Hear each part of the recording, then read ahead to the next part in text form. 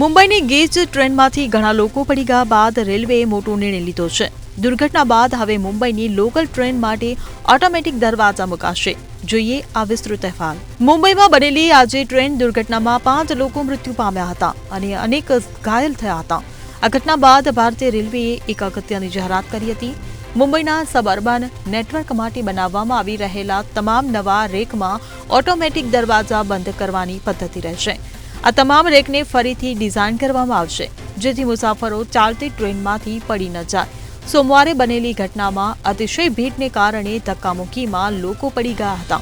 Central રેલવેએ જણાવ્યું હતું કે અકસ્માતનું કારણ ટ્રેનમાં વધુ પડતી ભીડ હોવાનું માનવામાં આવે છે। સોમવારે થાણે જિલ્લાના દીવા અને મુંબ્રા સ્ટેશનો વચ્ચે બનેલી ઘટનાને પગલે આ નિર્ણય લેવામાં આવ્યો છે, જ્યાં ભરચક લોકલ ટ્રેનમાંથી પડી જવાથી 5 મુસાફરોના મોત થયા હતા અને ઘણા લોકો ઘાયલ થયા હતા। આ ઘટના સવારે 9 વાગ્યાની આસપાસ બની હતી। તપાસમાં જાણવા મળ્યું કે 13 લોકો નીચે પડી ગયા હતા। રેલવે આ પગલાંનો ઉદ્દેશ્ય મુંબઈની ભીડભાડવાળી લોકલ ટ્રેનોમાં સલામતી સુધારવા અને ખુલ્લા દરવાજાને કારણે થતા અકસ્માતોને રોકવાનો છે। તેમણે ખાતરી આપી કે આવી ઘટનાઓને ટાળવા માટે આ સુવિધા ઘણી અસરકારક રહેશે। Bureau report CN24 news. હવે જુઓ દેશ દુનિયાની તમામ ખબરો તમારી આંગળીના ટેરવે। ઉઠાવો મોબાઈલ અને ગૂગલ પ્લે સ્ટોર પરથી ડાઉનલોડ કરો અમારી CN24 ન્યૂઝ મોબાઈલ એપ।